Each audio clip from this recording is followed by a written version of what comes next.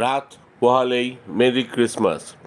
তাই আজ মোহনবাগান শিবিরে কিছুটা হলেও উৎসবের আমেজ। প্র্যাকটিস শেষে ফ্যান ক্লাবের কিছু সদস্যরা কেক নিয়ে এসেছিলেন এবং ক্রিসমাসের উপহার নিয়ে এসেছিলেন কোচ এবং ফুটবলারদের জন্য।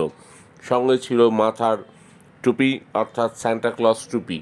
সেইগুলো একে একে Cummins, Subhasish Bose, Greg Stewart, Ashique Kuruniyan, Tom Aldred থেকে শুরু করে আপুইয়া, অ্যালবার্তো রড্রিগেজ সবার মাথায় পরিয়ে দিলেন ফ্যান ক্লাবের মেয়েরা এবং ছেলেরা।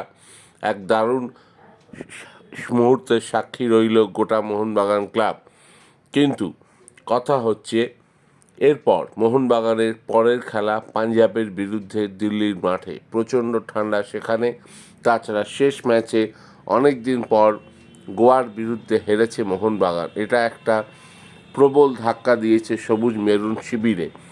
তাছাড়া মোহনবাগান পাঞ্জাব ম্যাচে পাবে না তাদের নির্ভরযোগ্য তিন footballer Greg Stewart, Ashique Kuruniyan এবং Dimitri পেত্রাতসকে।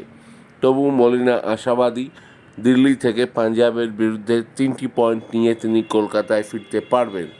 Tom Aldred, Deepak Tangri, Jason Cummings, Sahal Abdul Samad, Anirudh Thapa, Manvir Singh, Liston Colaco, Subhasish Bose, Ashis Roy, যারা আছে প্রত্যেকে নিজেদের সেরা খেলা খেললে মোহনবাগান পাঞ্জাবের বিরুদ্ধে 3টি পয়েন্ট পেতে সক্ষম, বিশ্বাস করেন মোহনবাগান কোচ। কিন্তু পাঞ্জাব দলকেও তিনি অত্যন্ত সমীহের সঙ্গে দেখছেন। সেখানকার লুকা ম্যাচেন থেকে শুরু করে পুলগা ভিদাল এবং মির্জারাক অত্যন্ত ভালো বিদেশি, এদের গতি রয়েছে। সঙ্গে ভারতীয় ফুটবলার নিহাল সুদেশ, অত্যন্ত গতিসম্পন্ন উইঙ্গার। তবে খেলতে পারবেন না তাদের এক বড় শরীরের বিদেশি ডিফেন্ডার। এটা কিছুটা হলেও একটা সুবিধে এনে দিতে পারে মোহনবাগানকে।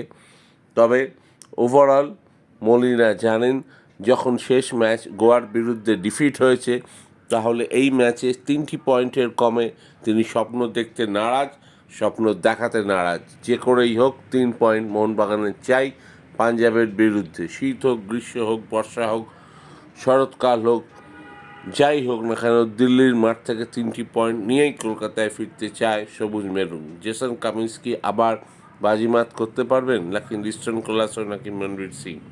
অপেক্ষায় থাকবো আমরা সবাই। ভালো লাগলে অবশ্যই কমেন্টস অ্যান্ড সাবস্ক্রাইব।